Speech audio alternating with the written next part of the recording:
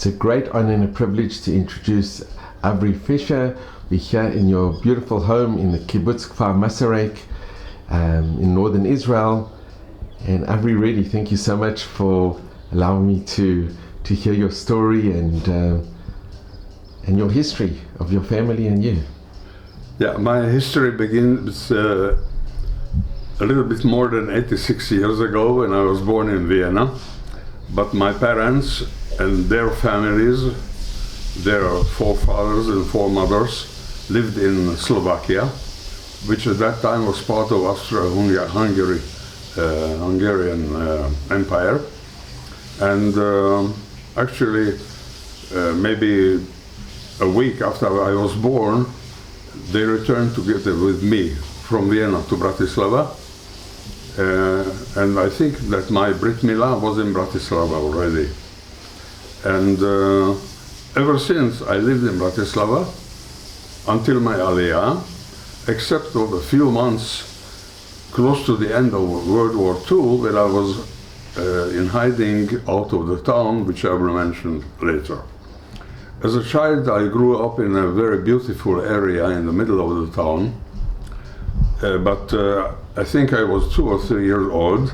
I do remember some pictures isolated from each other about the apartment at which we lived in Bratislava. I have no specific memories of that place, but I know that we had to leave that place because of the rules of the new Slovak fascist pro-Nazi regime. Jews were not allowed to live in that beautiful section of the town, which, by the way, today hosts the American Embassy. The American Embassy is exactly at the place at which we lived. It only shows that it was a nice place at that time, and it's nice today as well.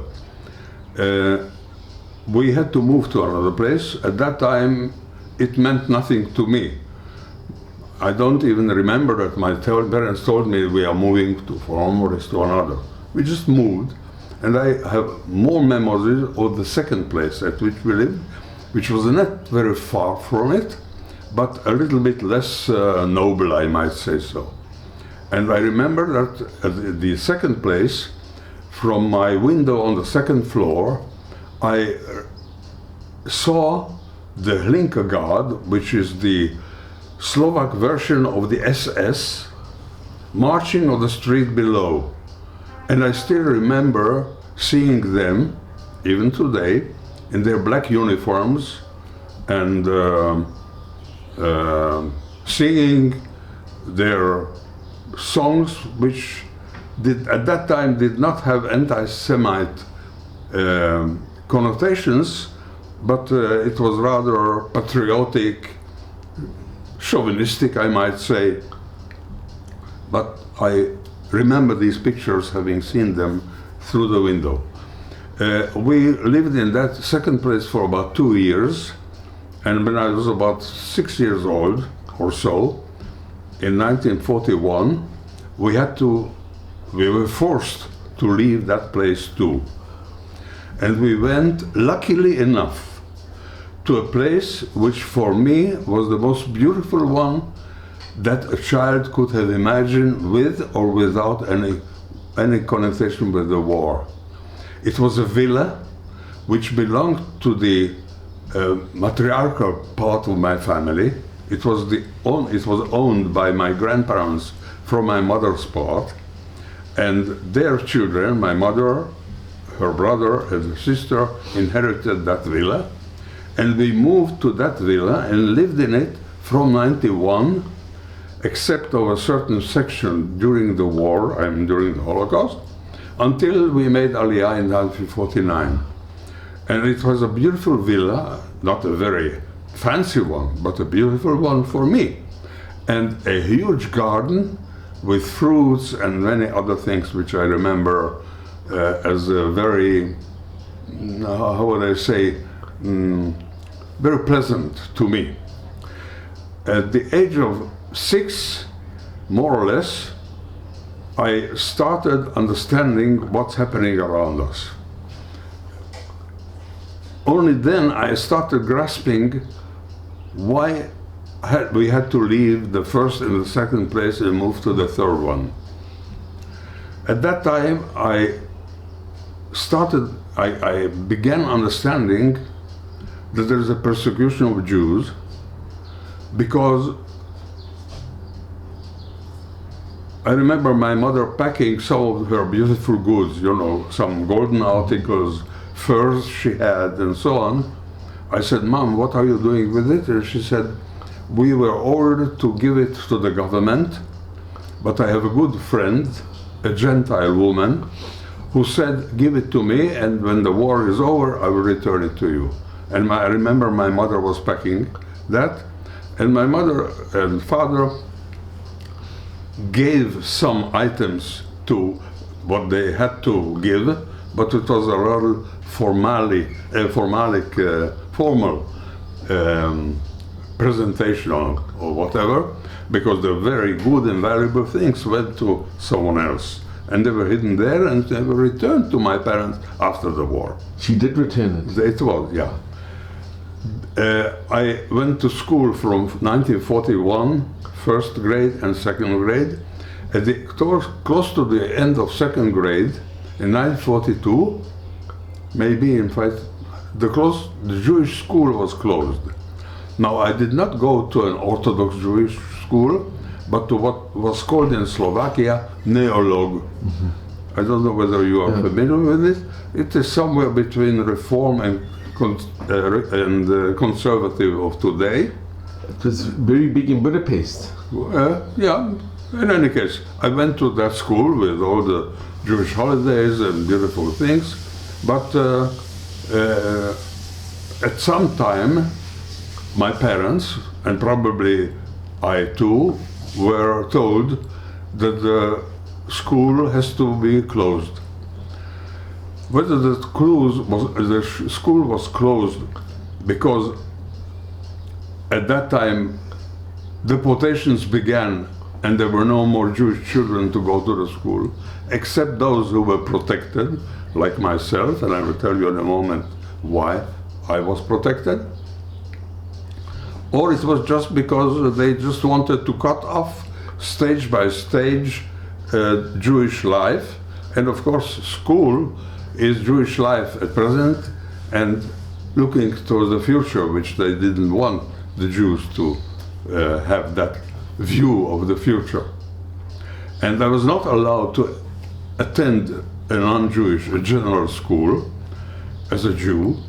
And therefore I went to a private home at which I lived. I studied one school year, 42, 43, 44, 1 year, together with 4 other boys in a private school to which I walked every day about 20-25 minutes from my villa home to that place and back.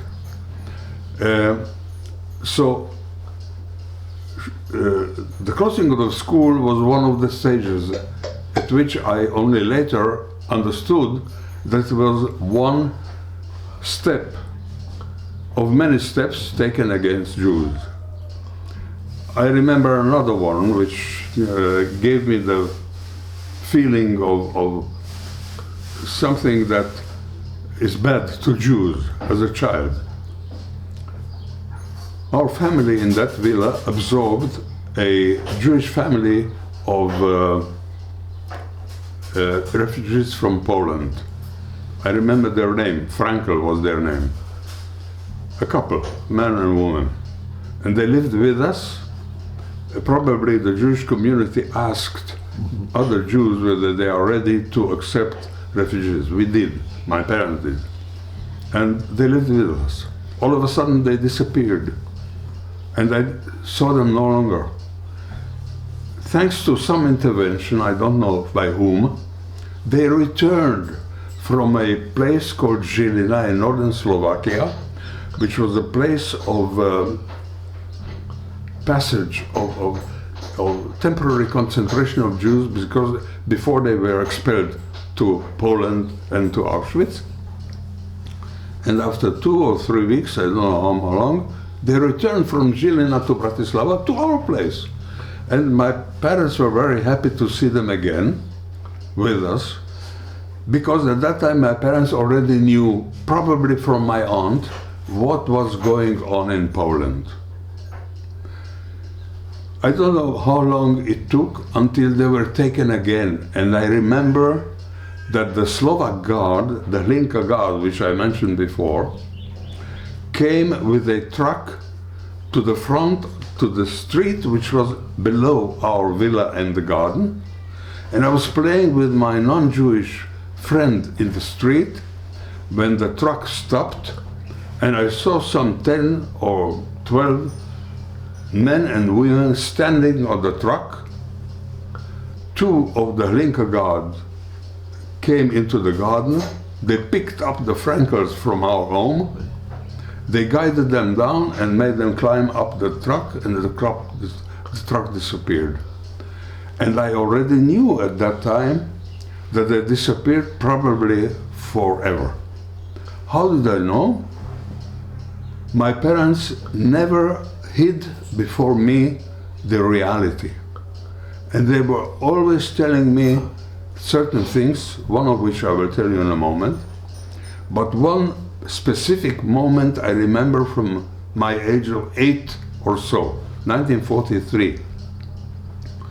My mother received a postcard from Poland, from the Frankels, in which they wrote, "We are in a new settlement in Poland, and we hope to have good work," and so on and so forth. All of a sudden, while reading that, I was alone with my mother in my parents' bedroom. And my mother burst into a loud voice saying, "It is not true. They kill Jews in gas chambers." At the age of 8, I heard that. Now, I knew that gas, the poison of gas, is dangerous because we have gas in the kitchen, in the kitchen, whatever. When I heard about gas killing people by purpose in camps, it was such a shock to me that I remember until today the very spot at which I stood and where my mother stood reading that thing. So it was maybe one of the culminations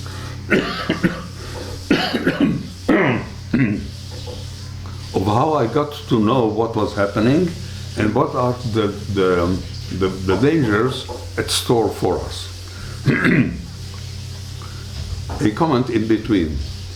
In 1942, the first deportations from Slovakia took place.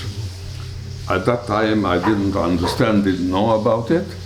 I only knew that young women were sent to Poland, girls and young women. My parents told me, and I may have already started reading newspapers. I don't know in what paper it was written, whether it was in a Slovak fascist governmental paper, or was it some publication of the Jewish community? I cannot tell you.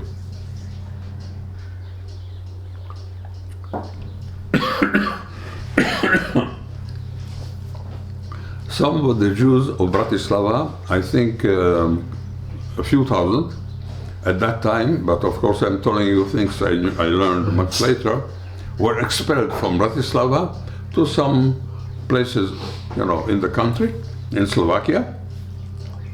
I don't know how many of them were deported to Poland, but I knew that some of my parents' friends were no longer in Bratislava. How come my father was protected? My father was a physician, a doctor, a pediatrician. And as the Slovaks did not have enough of their own non-Jewish Gentile doctors, they used the service of the Jewish doctors for the population at large. And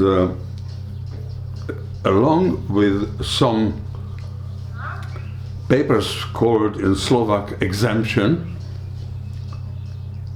that was given to people who were of economic importance to Slovakia, and therefore they were saved from deportation, they and their families. There were some doctors, not all of them, who were also saved, and my father was among them.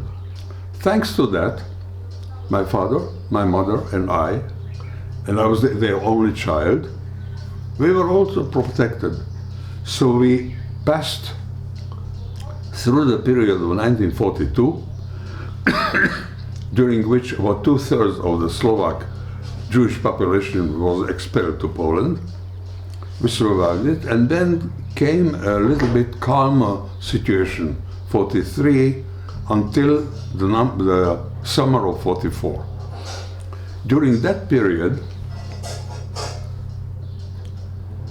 in 94, the Jewish star was introduced in Slovakia, and every person, as of age 6 and up, had to have the Jewish star, I think, here in the chest and maybe in the back too, I don't know. My parents told me the following: we, as many other Jews, are ordered to carry that yellow star. We have no way to escape it, because people in the city know your dad, my mom said, and father said, they know me, him. Because he served not only the Jewish population, he served others as well. And it was known on the street. So when we go on the street to any place, let's say to some relatives who are still in town, thanks to their reasons, or to any other place, we will never go together, you and mom and dad. Mom and dad, we, they told me, when we walk in the street, we go with our stars. You will go without a star, 10 or so steps behind us. Look at us all the time, look at our backs. And you know that they grab people in the middle of the street. It may happen to us, despite the fact that my father, physician, is protected, quasi. And if that happens, they told me, you don't panic. You don't start to cry. You just turn around and go to your aunt, not Gizzy Fleischmann. My mother's brother, Gustav Perl, who was an optician, married a Gentile woman, a Catholic Jew woman, who came from Hungary.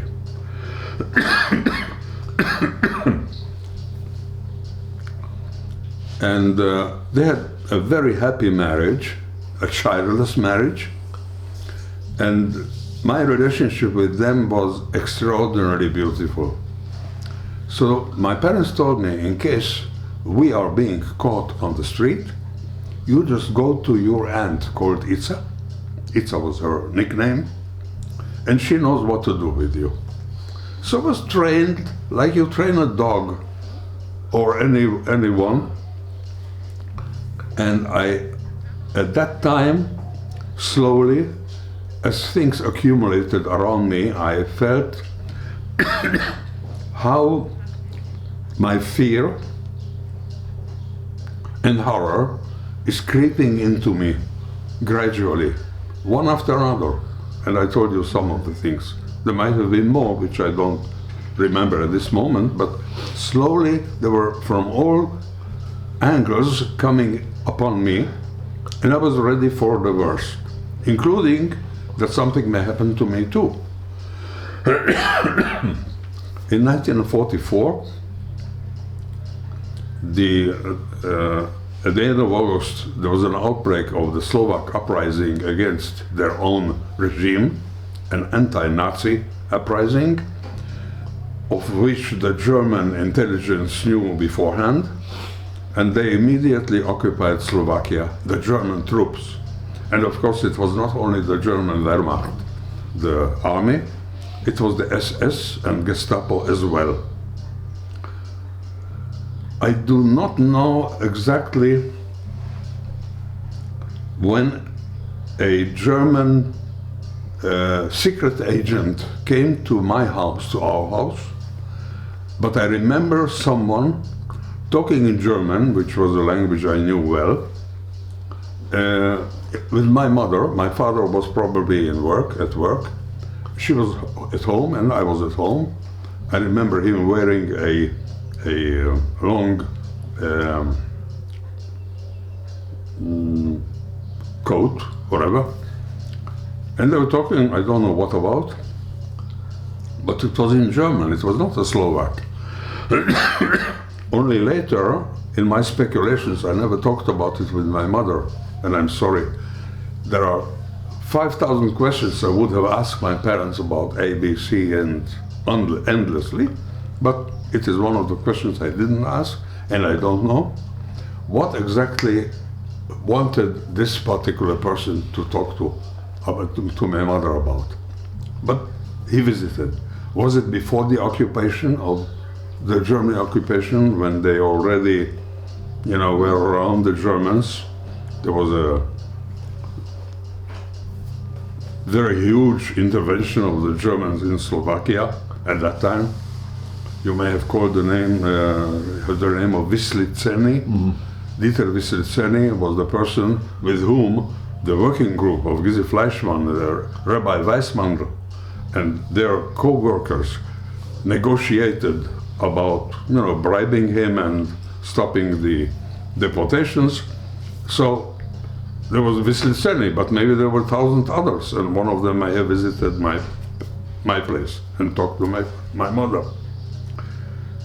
At the moment the Germans occupied, my parents knew that we have to go into hiding. And my parents told me the following, both. Right? We had a very emotional talk. They told me, the moment came at which we are in an immediate danger, and you know what danger it is. We have to hide, and we found a very unusual place.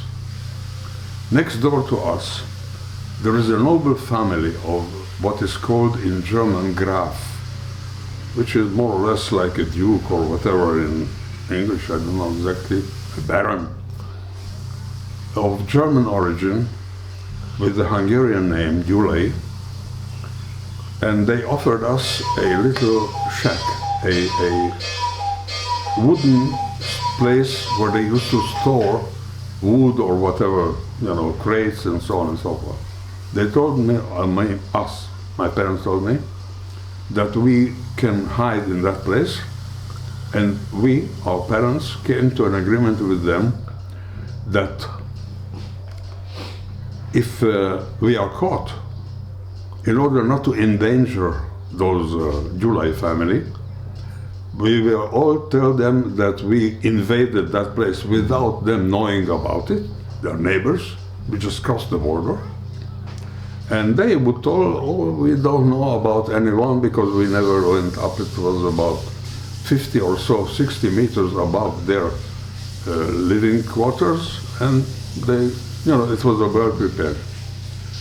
So I started hearing that we were going to that place.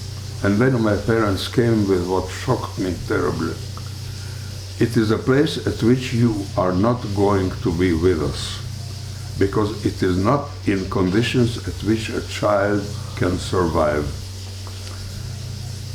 It has no electricity, no heating, no water, absolutely nothing. It is just a storage place, that's it. The supply to us will be given by our sister-in-law, the non-Jewish sister-in-law of my parents, my aunt, Itza, who would cross the border and give them food, water, and whatnot. I mean, whatever they needed. But you cannot be with us. And it was for me a very terrible shock. And I started crying, and maybe more than that, telling them that I want to be with them, and so on. Nothing helped me. And they told me, you have to leave this place, and you will not be with us. We don't know for how long. Your aunt will take you to people who are ready to host you. And there you will hide, and she will take correspondence between you and us, and that's what happened. today for me, the departure of my departure from my parents and my parting from them is still a very traumatic experience, one of the most traumatic experiences I had, because it was accompanied by terrible fear that I will never see my parents again. So I went to one place. At that place, a couple with two boys, they were very nice people, non-Jewish of course. They told me, at night you will sleep at our neighbor's place. You have to climb the ladder on our side, you go on the ladder on the other side down, you will sleep there, in the morning you will return to us. Why was that policy? I never learned. They were fearful probably that I will be caught there. Why the other ones were more courageous, I don't know. I have no idea. And okay, I accepted that fact.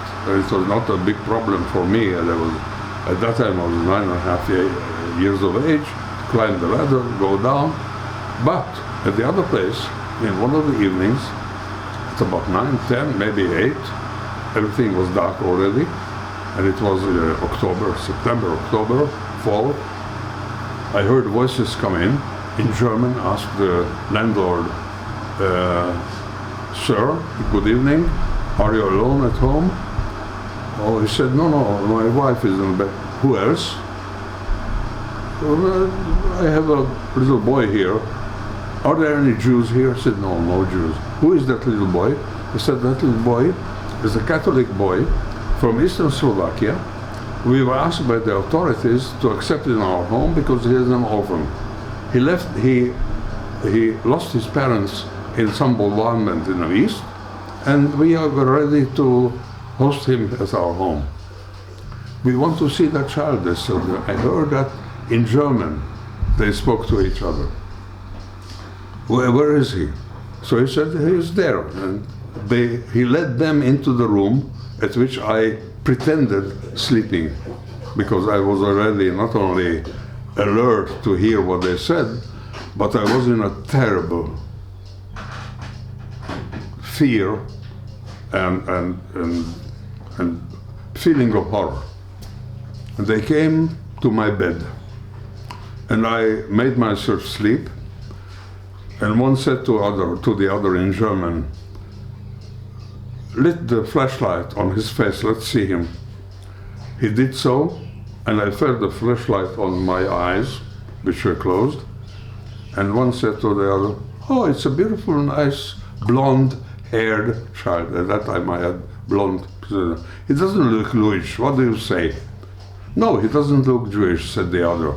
Okay, so let's leave, and they left. It took about 10 seconds, 15, maybe half a minute, I don't know. I was trembling, I was in terrible fear, and I don't remember whether at that time I ever fell asleep, because I was in a terrible fear. But they left. But as the news caught my parents and my aunt and the landlord and all of it, they said, no longer I can stay in that place. So my aunt came on the following day, and she took me to another place.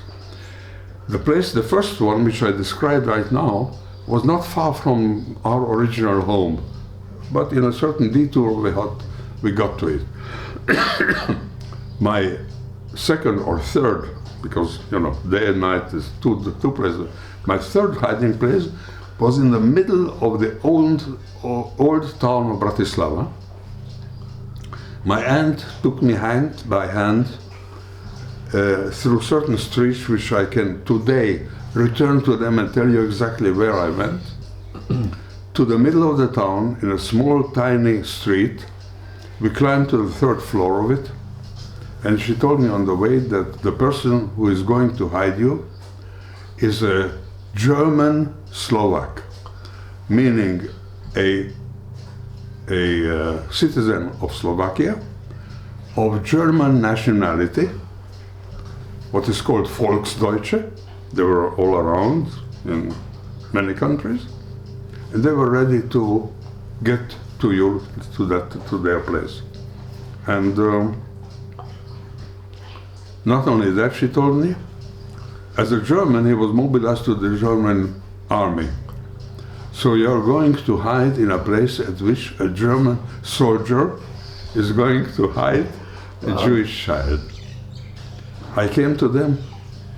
He seemed to be very old. He might have been 40 years old or so, gray hair, short, not a very tall person. His wife, whose name I'm not so sure, but I think it was Paula. His first name I don't remember. Their last name was Heger. And I lived with them until January 1945, from October, about 3 months or so. I was never allowed to leave that place. I lived on the 3rd floor. I came only once or twice to the cellar when there were some air raids and bombardment was in immediate danger. So they said to me, you come with us to the cellar, but don't speak to any of the neighbors who are gathering there. But there were two things which are, let's say, the negative part of it, except of my being far away from my parents with a constant concern about their well-being, but with an almost daily contact with my aunt who came to visit. She brought to me little notes from my parents. I wrote to them. The order was that I have to burn them immediately, what my parents wrote to me. Unfortunately, I would pay, I don't know how much, if I could find today one of those papers, but they are no longer with me. Well, there were two bad things. One was the son of the Hagers, who was at that time 14 or 15, and he was just a young sadist. He was hitting me day by day. Every time we were left alone, the father went to the army. He probably was I don't know exactly, a guardian in trains or whatever.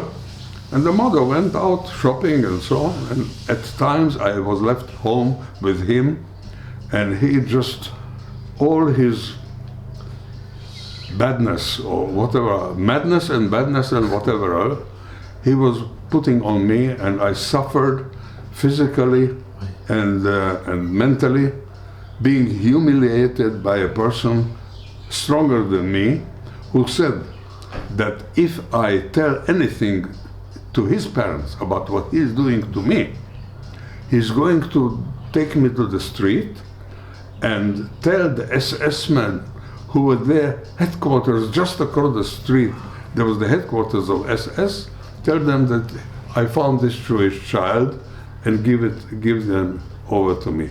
They could have discovered that I am circumcised, and take me away. In any case, I, during the probably last months, maybe, before that it was quite quiet, but the whole month of December 44, I suffered both physically and mentally from that boy. It was a terrible experience for me. And his parents, were they nice to you? Were they decent? They were against Nazis. The whole family was against. So the boy was hitting me not because I was a Jew, probably, but because I was a little child and he was a distraught person. A bully? A boy who had no friends whatsoever. And I cannot go into his psychological state, but it was a terrible experience for me. My, how would I say, savage or whatever, rescue came when Mr. Hager came to me in the beginning of January and told me that they and I go with them, we leave Bratislava and go to a farm out of the city. And that means that you will have no connection with your aunt, but we have to leave the town because every time the Russians are bombing the city and we live in an immediate danger and so on. So we left the town and I came to a little farm between two villages, about 30 or so kilometers north of Bratislava. In that farm, I felt all of a sudden fresh air, because I could leave the place at which we lived. They did not tell any of the farmers that I'm a Jewish child. And I was considered by them as a city boy, a Slovak city boy, and I spoke fluent Slovak. They never asked me about my background, so I didn't have to tell them that I am an orphan of Catholic parents from Eastern Slovakia, but I had my papers with me. I had my falsified papers, and my fake name was František, which is a Slovak name, and the last name was Falada. That was mine. I had my papers, František Falada, born there, etc., etc. I lived in that farm until the end of the war. 3-4 months, January until April. And I had no contact with my parents. I went to sleep, I woke up, I walked and played with the boys without stopping thinking about the fate of my parents. That was my main fear. I felt safe enough, much safer than in the city, because nobody knew me and so on. On Sundays, I used to walk with them to the Catholic church in the nearby village, which I knew the prayers. After all, I had to learn the Catholic prayers, and I knew them by heart. Today, I only remember the beginning of them. Did you go into the church as well? Yeah, I did. Yeah. And I remember that at that time, I prayed, even before going to sleep, I prayed the Catholic prayers, knowing that I am still a Jew. And I said to myself, if there is one God in heaven, the same God will listen to me when I pray Baruch Atah Adonai in Hebrew, or when I say this and this in Slovak. You know, so that's my childhood perception of God and my relationship to Him, and so on. But in any case, I lived there. I started working at the age of 10. January, I was 10. And then liberation came. The first Russian soldier whom I saw is still in front of my eyes. He rode a horse. He looked at me for a moment, an instant, and rode into the fog. It was a very foggy morning in April, and disappeared. And the Russians came in, and I had some very interesting experience with Russians, which I'm going to skip now. And I was waiting to return to the town together with them and meet my parents again, only with the hope that they survived the war. You didn't know any news about I did nothing about them, because my aunt couldn't go to that place. She had to take care of my parents. She had to take care of her husband, who also hid. But in the meantime, he was taken away from their home. Things I did not know. I only learned later on. In any case, as I told you, I started working, and I worked in the barn. I fed the cows and so on and so on. And one morning, Mr. Hager called me in my Slovak nickname, which was Ferko. And I maybe it's a psychological aspect of my perception, I heard something very unusual in his voice. His calling Ferko, which was the sounded to me a little bit strange, not familiar, not like any other case before. He yelled to me, "Come to the barn, come fast, quickly." And I started running to him, and then I saw my parents. Wow. My reunion with my parents in front of the place at which we lived with the Hagers, of course, is not only in front of my eyes, but it makes me again very emotional. Yeah. Almost brings tears to my eyes, because it was almost a speechless reunion. We stood hugging each other for long minutes without one word saying. Wow. That was my reunion with my parents. I wanted to go back with them at home.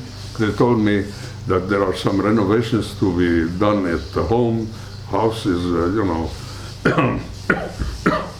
glasses were broken and so on and so forth. 2 weeks later, I returned to my home and my new life began. All that summer, from May until September, my father prepared me for the next school year because I missed 1 year between September and June 44-45. So in 3 months, I had to learn what I missed in 1 year. My dad was a very intellectual person, knew how to do it. He prepared me, and I was enrolled in school. 1 month after enrolling my school, I joined one of the Zionist youth movements, with which I came into Aliyah in 1949.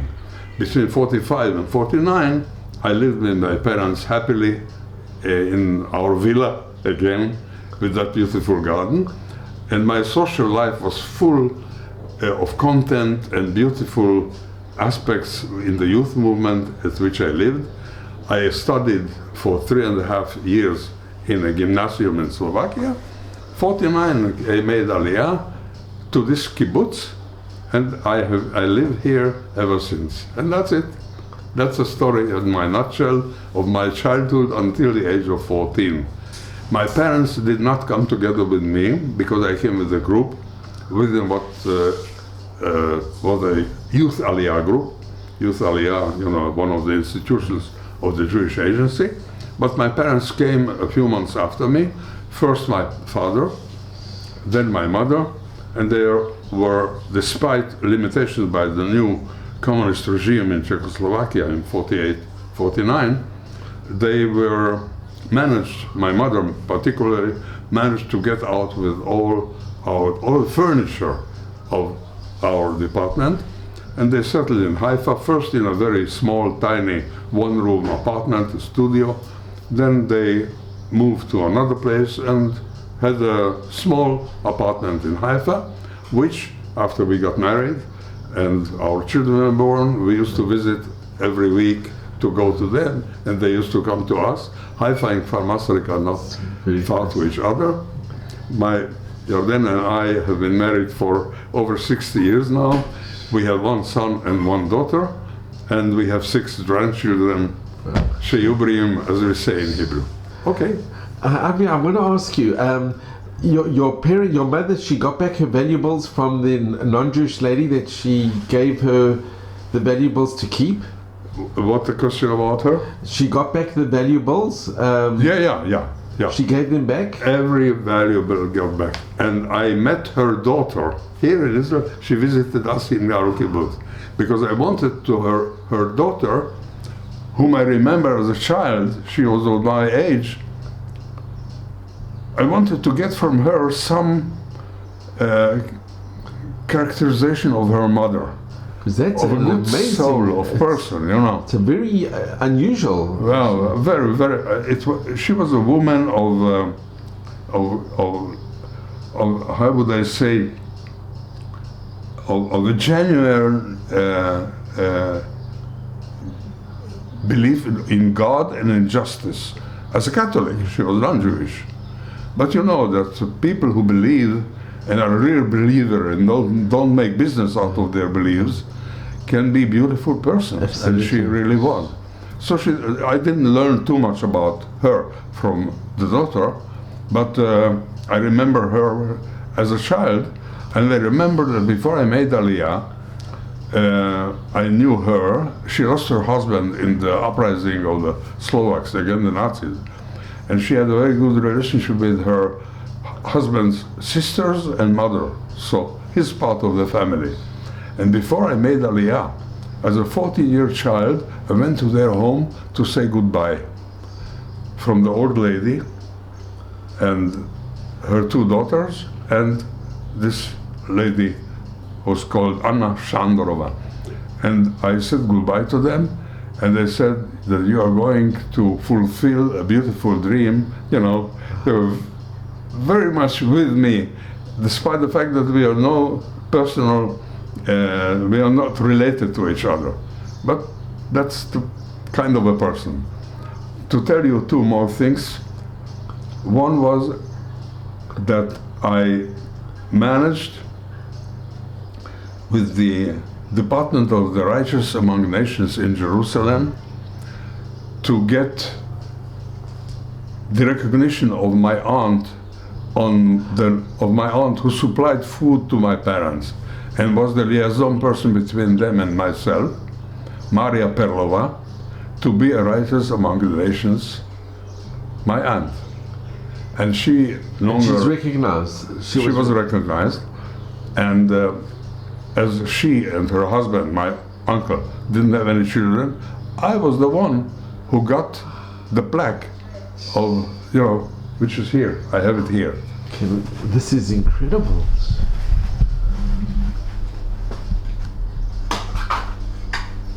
I'm proud to have it with me here. And this is the plaque of the righteous amongst the nations. Because she really saved your parents, and she saved actually, you. If she did not give food to my parents every other day, she cooked for them at home and so on, they wouldn't have survived. And there's a tree. There's a tree planted in. Yeah. We had a big. My family. All our family participated in the celebration in Jerusalem. And if you want, I think I have a film of it, If you're interested, I may, send it over to you. So that there is another point.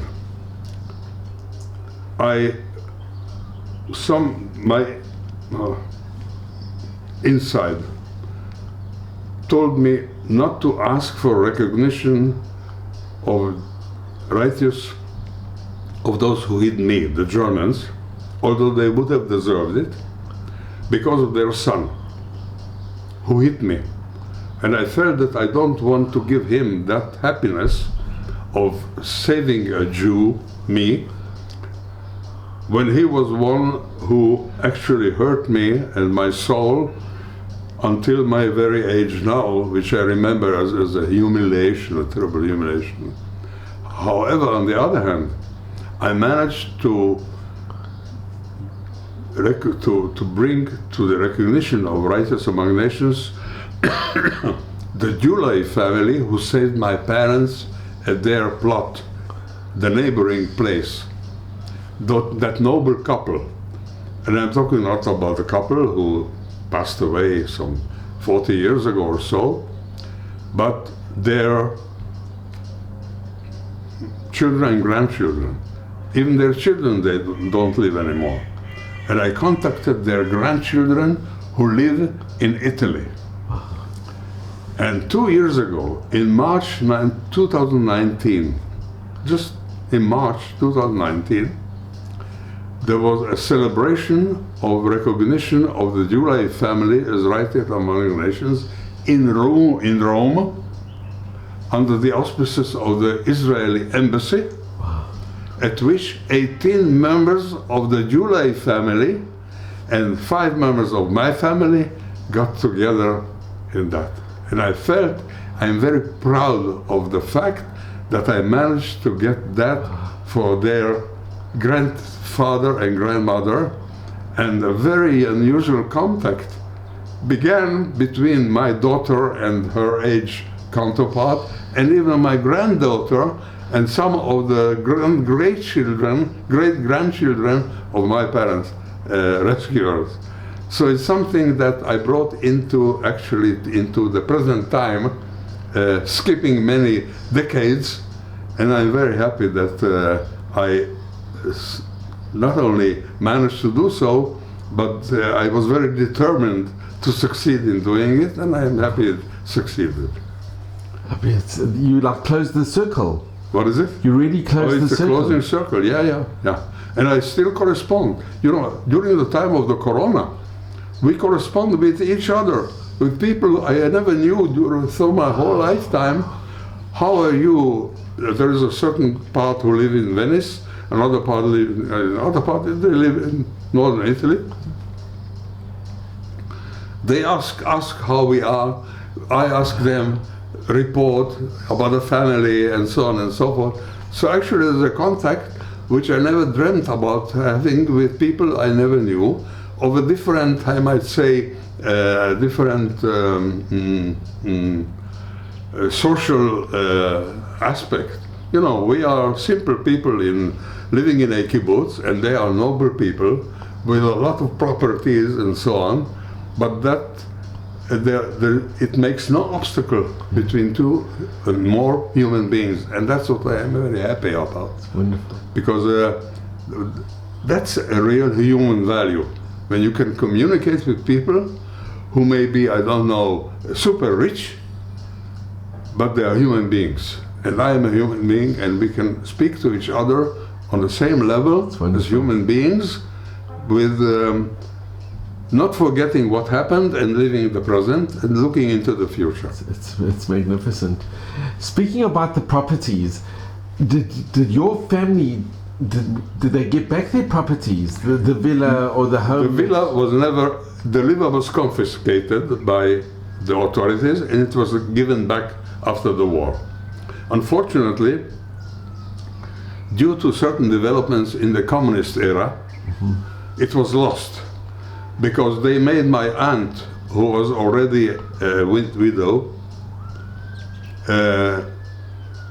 accept a proposal to move out of that villa to a place in the middle of the town. They convinced her with all kinds of tricks and so on, and she signed that the property is no longer hers.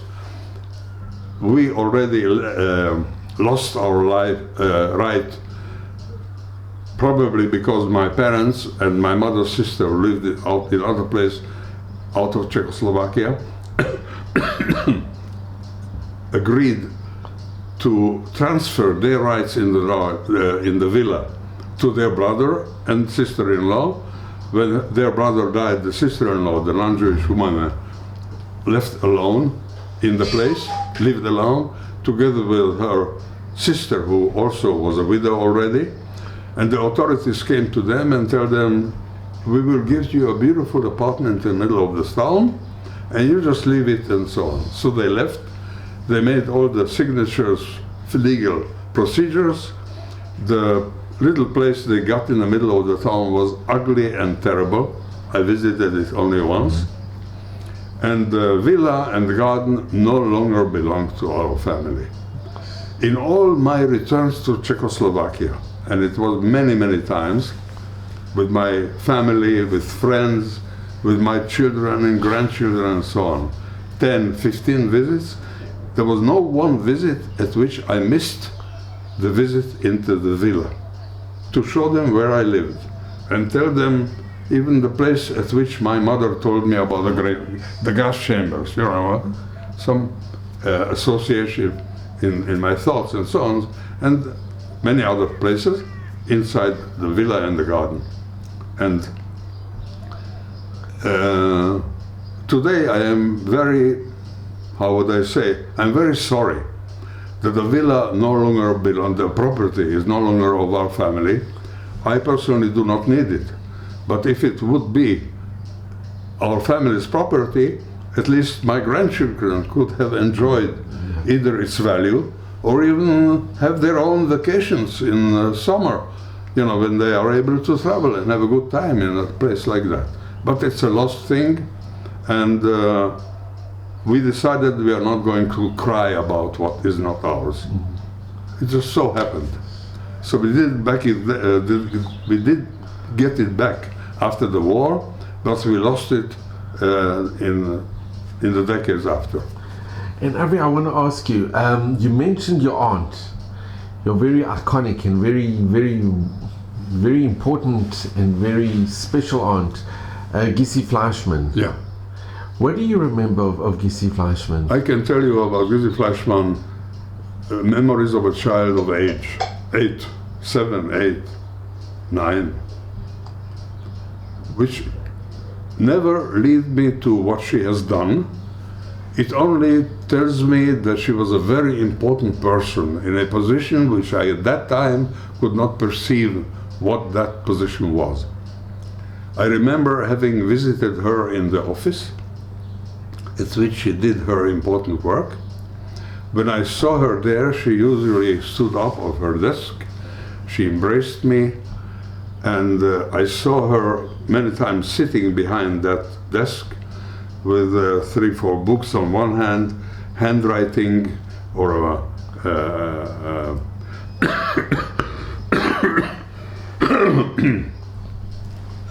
how do you say, a printing machine? A typewriter? Yeah, at that time. And many times when I came in, there are some men sitting around her, and then in those moments I knew that they have nothing to do there. I don't want to disturb. And even when I visited her, I understood. She was a very warm person, an embracing person, and very nice to me. At that time she was already a widow who lived together with my grandmother, her mother, my father's mother. And that was the second place at which I remember her. But when I came to her office, I many times felt, at least in my childhood perception, that her thoughts may be somewhere else. She is getting me warmly, but she is concentrated in some other things. At that time I couldn't understand that her mind was into the Jewish community of Slovakia, to say it, at loud. She was in the working committee, the working group. Yeah, of course. But I knew nothing about the working group. I knew none of them. I knew one person after the war, because he was a good friend of my father, not only of Gizi. He survived, Gizi did not. And he and my father, and my father's late brother, who was the first victim of Nazi Slovakia in September 1939, he was killed in the street of Bratislava. My uncle. And I remember visiting him in a hospital when he was wounded. My parents told me, "Do you want to see uncle? He's very ill." They didn't tell me that he was actually murdered. And one day, maybe a few hours after my visit in the hospital, he passed away.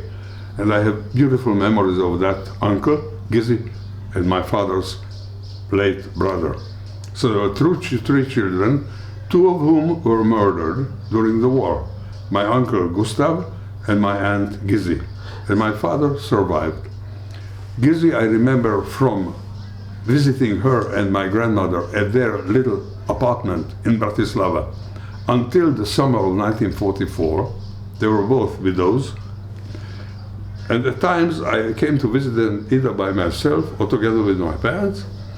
And it was a celebration of hospitality, with a good warm food, with a good atmosphere, with huggings and so on. So I remember Gizi at that home as a real member of my family. And the third place of which I remember Gizi was when she visited us in our garden. She used to come on weekends when she was free. She did not come together with her mother because my grandmother was not in good health at that time, to say the least. She died of cancer in 1945, half a year after liberation. Gizi came by herself, and during summertime and so on, we usually sat in the garden. I did not very often sit together with them because they were in talks which did not interest me. I was a child.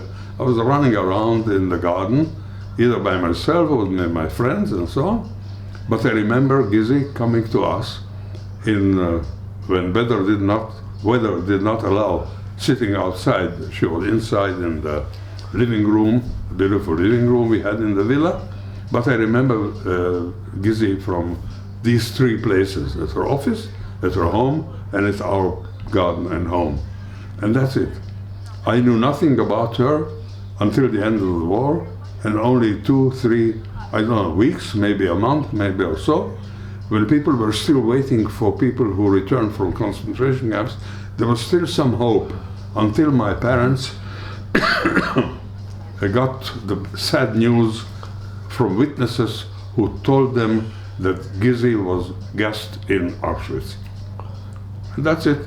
From that very moment, we knew that she will not be with us. And did you know that she was such a great hero, that she had worked tirelessly to try to save the Jews of Slovakia, what she did? All I know about her, and I read a lot, in all books that I had available, and I still read, in English, in Slovak, in German, and in Hebrew. I collect all these things, and today I think that I can lecture about what she and the working group did. But it is not part of my personal history. Yeah. It is only what I acquired as an adult person who is interested in not only in person of Gizzi, but in history of the Holocaust and of the Jews in general in Slovakia or in Czechoslovakia. And I think she sent her 2 daughters. They came to Israel, and they said, you should go with your daughters. And she said, no, I have to stay behind and help the Jews of Slovakia. And she had to be with her mother as well. She didn't want to leave her mother. Yeah, it is a very complicated story. I think until the end of their lives, they did not forgive their mother that she preferred to give her life for the Jews of Slovakia instead of supporting them in them being quite abandoned alone in this country, in Eretz Israel, before Israel was established. I'm talking about, because they made Aliyah at the beginning of the war, 39, 40, I don't know exactly when. And they lived here, each in her milieu, I might say. There were letters of Gizzi and Gizzi's mother, their grandmother, and my grandmother, who these girls did not answer because of their anger. My grandmother sent postcards, which I have some photocopies of those postcards, in which she asked, tell us about you, how is your health? We are very concerned, we did not hear from you. And for many months, they did not even reply. And my only analysis of the lack of reply can be that they were angry, that they were just left alone here. When I came to Israel, I made contact with my sisters-in-law. And I was at that time 14, at the age of 15, and later understood that something happened to them in the ability to maintain a personal relationship within the family because of their feelings. I know that one of her daughters, the older one, Litzi was her name, used to visit my parents in Haifa because they lived in Mount Carmel, fresh air, and she came from Tel Aviv. So she spent some days in Haifa with a good family atmosphere. Her uncle and aunt, and at times we also saw her there, and the other one, Yutzi, too, at my parents, or even here in the kibbutz, or my visits at their place. But I felt that something is lacking. It is not as a warm personal relationship as if it was, if the development would have been normal. It was not normal. And on their graveyards in Yarkon, the Tel Aviv area, there is an engravement in memory of Gizzi Fleischman. So it's something that the younger did on the graveyard of the older one when she passed away, in memory of their mother. I don't recall whether it was in memory of their father too, who died because of some illness in 1942. Who knows what would have happened to him if he survived that illness. But in any case, it's the sad part of our family faith. Do you have any connection with their descendants? What? Do you have any connection with their descendants, with their children? They have no children. Are they? They were childless. Both daughters? I think their personal life was very complex, very complicated. I think Yuzi, the younger one, was married twice, divorced. When she died, she had a partner, she had a boyfriend, whom I didn't know, who was the person who inherited her. The older one was married to probably as far as I learned at that time, I didn't ask too much, a non-Jewish soldier of the British Army here, who was wounded or ill, and he was sent to a hospital in Switzerland, and she was with him until he passed away, and then she returned to Israel or to Palestine before Israel was established, just by herself. And I know that she had a long affair with a married man whom she never married, and no children whatsoever. None of them. It's sad in a way. Sure. So I want you to know that out of the three people of my parents' generation, in my father's family, my mother's family, I am the only child today. And my children are the only ones who continue the Fischer and Perl, maybe even Fleischmann, maybe, family history. And Avri, I have to ask you, I mean, you went through the Shoah, you're a survivor. In all this time, did you keep emunah? Did you keep having a faith in Hashem? Was that important? Keep what? Emunah, having faith in... You are talking about emunah in religious terms? Or in Hashem, in a God? It was until the end of the war. It completely departed from me after the war. I was not one of those who said, God saved my life. Mm-hmm. Because I was asking, if God saved my life, where was God when my aunt was perished? And I know that many people have asked such questions. Mm-hmm. People who were strong in their emunah continue to be strong in their emunah and believe that things are determined not exactly by a revenue, by God and so on. I personally lost my faith in God at the end of the war. But you came to Israel and I came as an Israeli, as a Jew, and not as a religious person.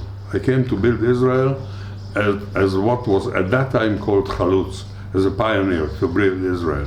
And that's why I came to a kibbutz, and I preferred to come together with my group to a kibbutz which was established by people who originally came from Czechoslovakia and bear the name of Masaryk, which had some significance to me after the war when I learned about Czechoslovakia as it was before the fascism overruled Slovakia and other places in Czechoslovakia. And did you always feel you wanted to come to Israel? Were you from a very Zionistic? I know Gisi Fleischmann was very Zionish, she was very Zionistic. Your family was a very Zionistic family. Were your parents very Zionistic? My father was a very Zionist family. Gisi Fleischmann was Zionist. Yeah. Their late brother was Zionist. My mother was less of a Zionist. She came from a Jewish family, I cannot say assimilating family, but not very strong in their attachment to Jewish Masoret, to tradition. But they were Jews. She used to go to the synagogue in high holidays. She has prayer books in 2 languages. She never knew the Hebrew prayers, but she had half of it in German, half of it in Hebrew, which I still keep somewhere in my records. And but she got adjusted or somehow adopted my Zionism and my father's Zionism when she decided to come together with us, I mean after me, to Israel. And that's where my parents lived until the end of their lives. Wow. So I just want to mention, Avri, what was amazing about your aunt and I think your family and you as well, is that what made GC very, very special is that, and the whole working group, that it was so diverse. You had Haredi, very religious, irreligious, all working with a common purpose to save fellow Jews. Yeah. They mixed together. They were very religious, irreligious, Zionistic, Right. anti-Zionistic. Right. That wasn't important. What was important was the purpose of saving fellow human beings and fellow Jews. What you're saying, of course, is in a nutshell what many people write, read, and speak about. To me, the fact that somehow Gizzi Fleischmann's personality was the binding person of all those people of different backgrounds for one common purpose is a real source of pride of mine, because that's her contribution to save even one soul of Jews. I don't know how many were saved, maybe many, not maybe, probably by various acts they taken. But at the end, unfortunately, among the whole 5, 6, or 7 members of the group, she was the only one who was killed in Auschwitz. Of course, there is a sad history of the Weissmantel family and of Rabbi Frieder, who died 1 year after the war, after the end of the Holocaust, and he lost his wife and so on. In any case, that's each one of his and her fate. But as years went by, I learned more and more about Gizzi Fleischmann, because in my childhood, I only knew that she was an important person. But I want to give you one example. When my father passed away in 1977, at the age of 83, there was a eulogy, you say, in the newspaper, one of the newspapers. And in that eulogy, someone who was active in Zionist circles during the war and after the war wrote about Dr. Fischer, my father, and he said that he and his sister Gizzi Fleischmann and whatever, etc., etc. A friend of mine who knew my father here in Israel, a member of Kibbutz Kfar Masaryk, who came originally from Czechoslovakia, who survived the war as a partisan in Czechoslovakia and in the Slovak underground, came to me. He said to me, Avri, I never knew that Gizzi Fleischmann, that great personality, is your aunt. So, you know, things somehow appeared to me. It was more or less like many people who in Israel, and not only here, but in Bratislava too, came over to me in past 20 or 30 years, who said to me, you are Dr. Fischer's son? He used to be my pediatrician. Wow. What a wonderful person, you know. And it made me feel really good, you know, to hear authentic testimonies of people. So I just want to quote from Mordechai Paldiel. He says about your aunt, he says, a brave woman, a brave leader, a person who chose to stand at the head of a group that tried to save a community. I don't know any other woman who did something similar during the Holocaust or indeed before it. And it's really a testimony of your family. To say that a person like him doesn't know any other person like her is a superlative over and over anything else, you know. And he's not a person who was saved by her or says good thank you to you. Okay, he was also quoting Yehuda Bauer, who wrote those words. But it's an amazing thing, because he to say, I mean, that is an incredible statement to say from about Yehuda Bauer, I learned one thing. He was a good friend of mine, and I don't communicate with him now because he's in already advanced age. So am I, but he's about 10 years older than I am. Once we met in the United States in one of his tours, and at that time I was in a certain function in New York, and I asked him, I was invited to a Yom HaShoah, which at that time was not the international Yom HaShoah in January, you know. It was more or less at the time Israel marked that day in May 1982, I think it was, to Chicago. They knew that I am a survivor or maybe a quasi-researcher or whatever. I said to him, what do you think, Yehuda? Should I speak about my personal experience or something general? He said, if you decide to speak about the personal, it will be a personal meeting in a small circle. When it's a big gathering, maybe it should be rather focusing on some aspects. You know what I suggest to you? I suggest to you to speak about ways of resisting the Nazi regime. Not one way, ways in plural. Not only ghetto fighters, not only partisans, but even a act like the working group and your aunt Gizi Fleischmann. Even that and the underground of the Jewish youth movements in Hungary, I don't know to what extent you are familiar, with falsifying papers, with making the glass house in Budapest a home of refuge for people, Jews, and so on. These are also ways of resistance, so that people can know that not only the Vilna ghetto fighters, and not only Mordechai Anilevich and others in ghetto Warsaw, but also people in other places which are much less known than Lithuania, Poland, Belarus, Ukraine. Who knows about Slovakia? Who knows about Hungary? You know, in Chicago. Speak about that. Very interesting. Very interesting. And you took his advice? And still. You took his advice? Yeah, I did take his advice.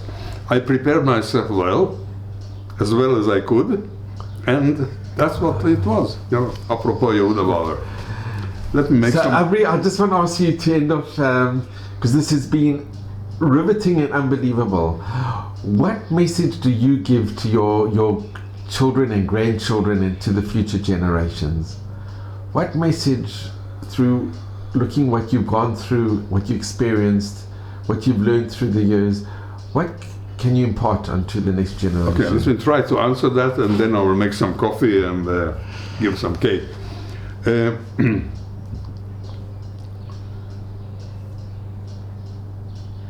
me and my wife Yardena, our contacts with the grandchildren, our children and grandchildren, which is a very open one,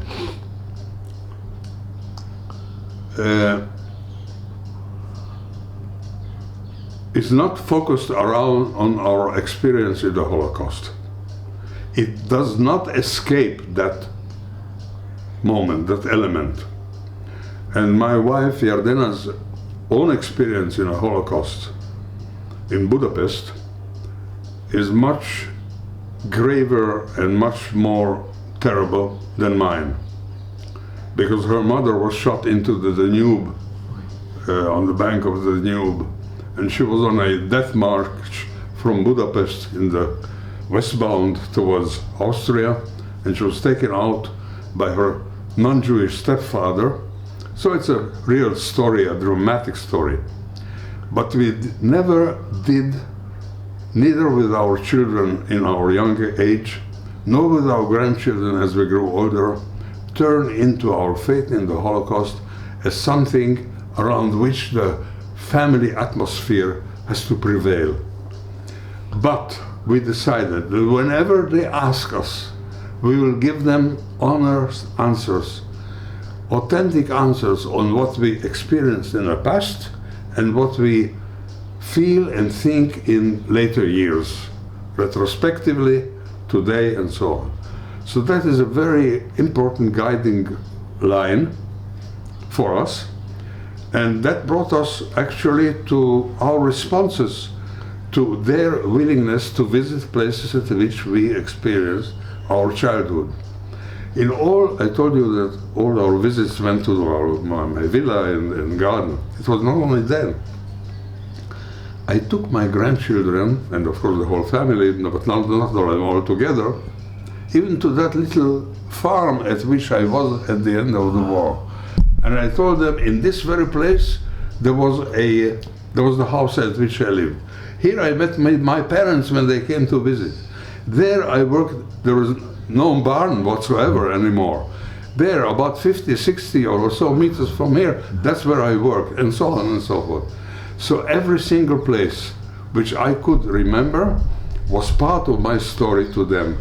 And I answered all their questions as well as I could, and they still ask me. And one of the continuous questions that came to me, when are you going to finish to write down your own memoirs of that time? And I said, soon, because I have to rush. In my old age, I already have to go ahead. But your question was much beyond that. You ask, how do I see them in the light or whatever of my own beliefs and so on. Whatever. I would like to have them, first of all, as human beings, being clean morally, human beings. Honest, and productive. I mean, not exploit someone else and not being exploited by anyone, standing on their own, both economically if possible and personally.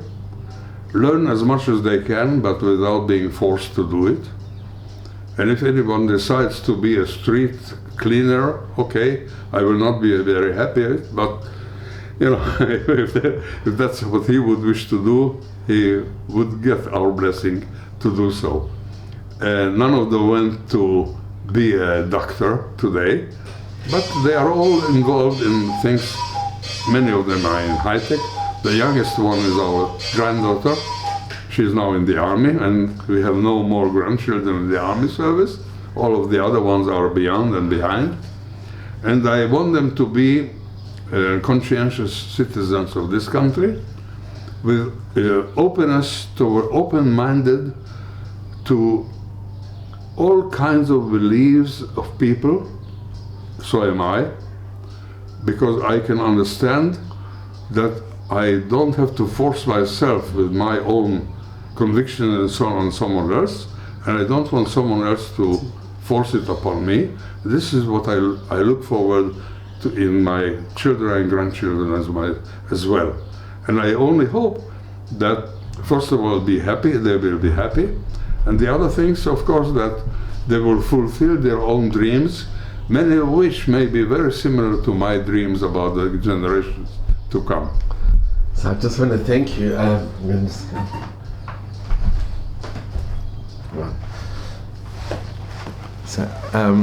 Avri, I want to thank you so much.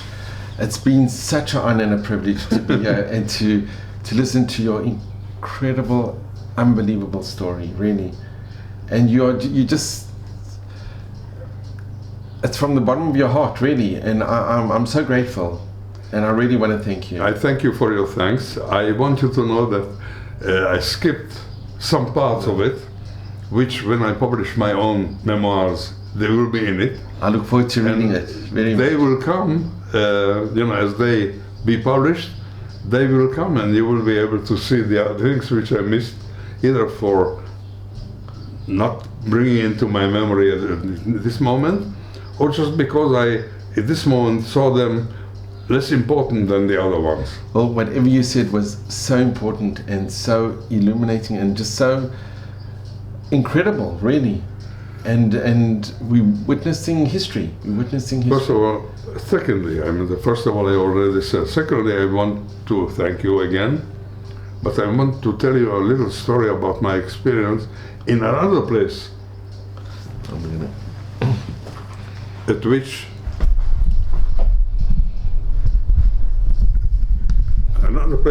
I spoke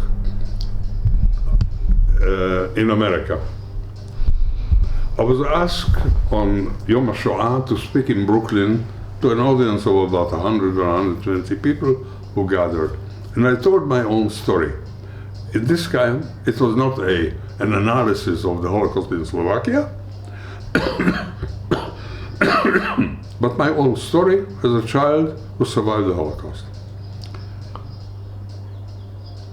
When I finished speaking, there was a person who stood up in the audience and he said, with all due respect, what you told us, it is not a Holocaust. I will tell you what a Holocaust is. And he told his story, 5 minutes, 10 minutes, about he as a child who saw his parents being murdered in front of his eyes, who looked for his way in the woods of Poland or Lithuania, wherever, who was hungry day by day, who never knew where he's going to sleep, who was persecuted day by day and so on. That's a Holocaust. And I said to him, I am really shocked by your story, which is a story of horror. I was asked to speak about my own story. And I suggest to all of you, think about the fact that as many as Jews as there are survivors of the Holocaust, there are different stories of the Holocaust. Each one of them is a story of the Holocaust. Sure. And let us not judge how one suffered more and the other one suffered less. And I suggest to all of you to ask our friend who just spoke to you to present his own history in the next Yom HaShoah. And I don't know whether they applauded me, there was a large consent to what I said. So it was so right what you said. It's so true. It's so true. Yeah, this is what I believe in. And I am telling you this because I know that being a hidden child, separate from my parents, is much less than a survivor of the Holocaust, like my friend Tommy Shacham, who survived Auschwitz and lost there his father and his brother. It is not as horrible as his story. But each story is individual. Each story is significant. Each one has his or her own individual story, and this is what we have to preserve and somehow convey to the generations to come, either in writing or in oral history. I couldn't agree with you more. I really could not agree with you more. Okay, thank you very much. So much. Thank you. Now let's have